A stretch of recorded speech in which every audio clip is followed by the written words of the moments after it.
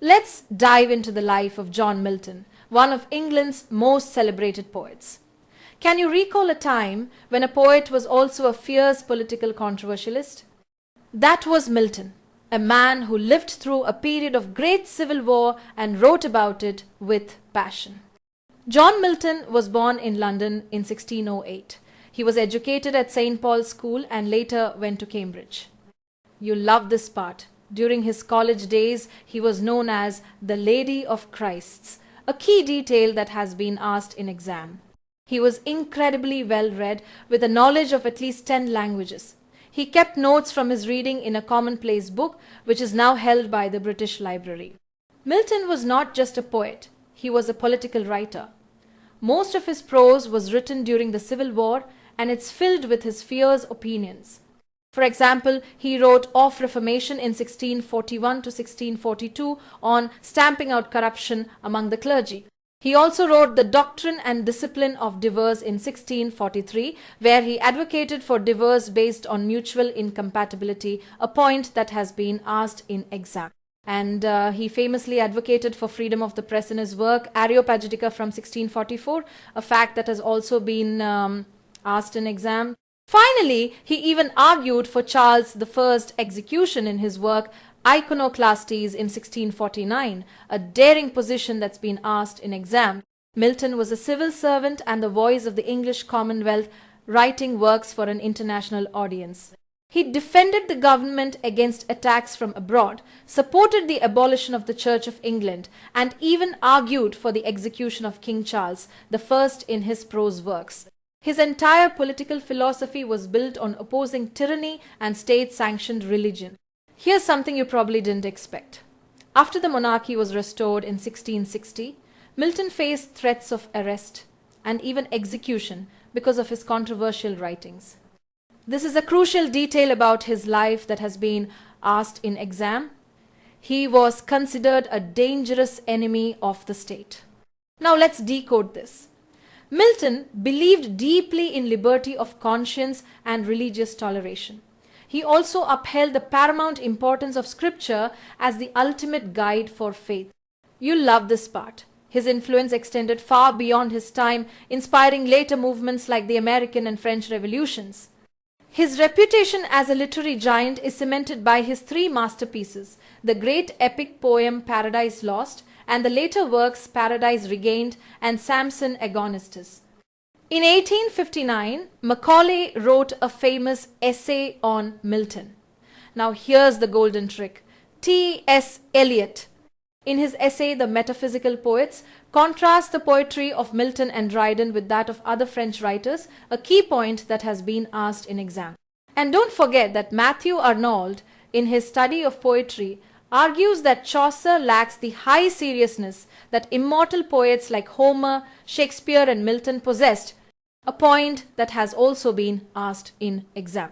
Hold that thought, because modern critics have also given us fascinating new ways to read Milton. Christopher Hill's Milton and the English Revolution interprets Milton as a figure deeply engaged with the politics and upheavals of his time, a fact that has been asked in exam. Then we have Catherine Belsey's John Milton, Language, Gender, Power, which reads Milton through the lenses of gender and power, a point that's been asked in exam. You'll love this part. E.M.W. Tilliard's famous book, Milton, places him in the tradition of Renaissance humanism, a fact that's been asked in exam. Finally, Thomas N. Corns's Milton's Language analyzes Milton's unique linguistic style and rhetorical strategies, a detail that has been asked in exam. Miltonic verse is the term for his unique poetic style, a form of English heroic verse that doesn't use rhyme. This is a point that has been asked in exam. You'll love this part. Milton's use of this blank verse in Paradise Lost from 1667 was so powerful that it helped restore the style to its former grandeur and made it more popular among other poets. This is a key fact that has been asked in exam. Alexander Pope's poem, An Essay on Man from 1733, has a direct connection to Milton. Pope's goal in his poem is to vindicate the ways of God to man, which is a clear and direct variation of Milton's famous claim in the opening lines of Paradise Lost, where he says he will justify the ways of God to men. This specific connection has been asked in exam, so let's be careful to note it down. It's a perfect example of how one great writer builds on the work of another. Let's talk about John Milton, the poet whose works shaped 17th century English literature. Remembering the long list of his writings can feel overwhelming, so here are two simple codes. Code 1 is Christ Shakespeare 23 Lane Castle of Comus. Break it down. Christ equals on the morning of Christ's nativity. Shakespeare equals on Shakespeare. 23 equals on arriving at the age of 23. Lane equals l'allegro. Castle equals a mask at Ludlow Castle or Comus. Comus equals reminds you of the mask itself. Add in Il Penseroso and Lycidas and you've covered Milton's early works. Code 2 is Blind Milton wrote Paradise Lost and Regained with Samson. Here's how it works. Blind Milton equals when I consider how my light is spent, often called on his blindness. Then comes the great trilogy, Paradise Lost, Paradise Regained, and Samson Agonistes. So by holding on to just two short lines, Christ Shakespeare 23 Lane Castle of Comus and Blind Milton wrote Paradise Lost and Regained with Samson, you've secured the full Milton timeline, from his earliest poems to his masterpieces. Now here comes code 3, and this one is all about Milton's prose writings. The code is Reform Educational Books for the King. Let's decode it step by step.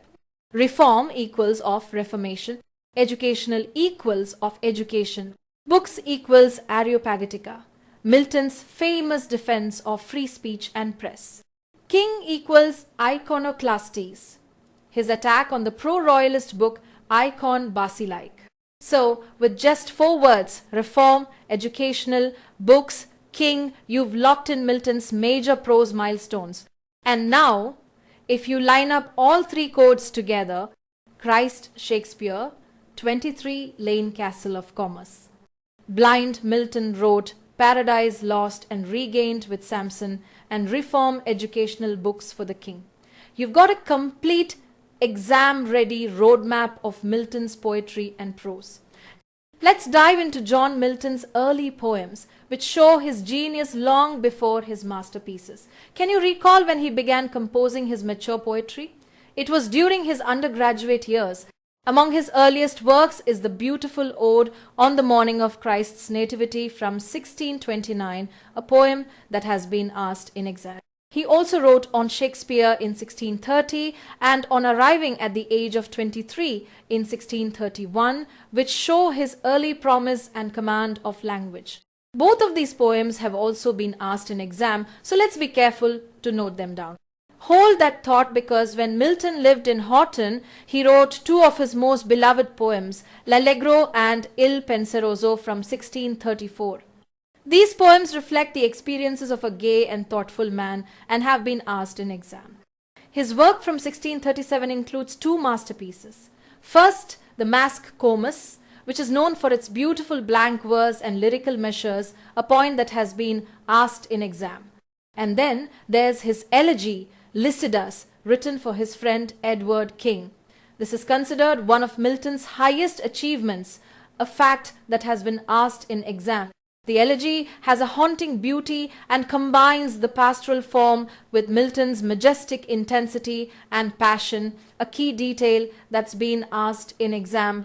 It uses an irregular stanza and rhyme sequence, making it truly unique. Milton's mature poetry from this period is truly masterful.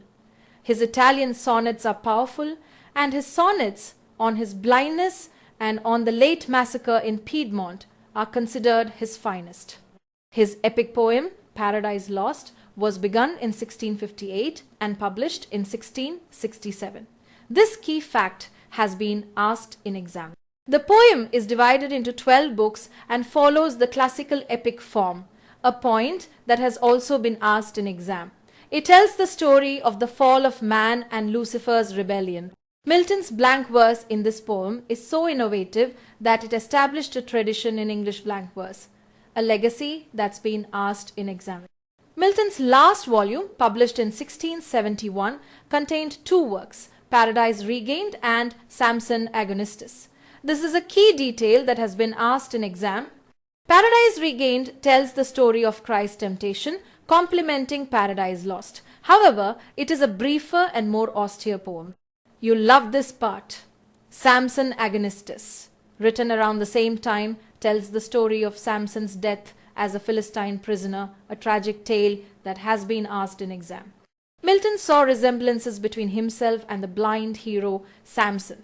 This poem follows the Greek tragic form, with a unity of time, place, and action, a point that has been asked in exam.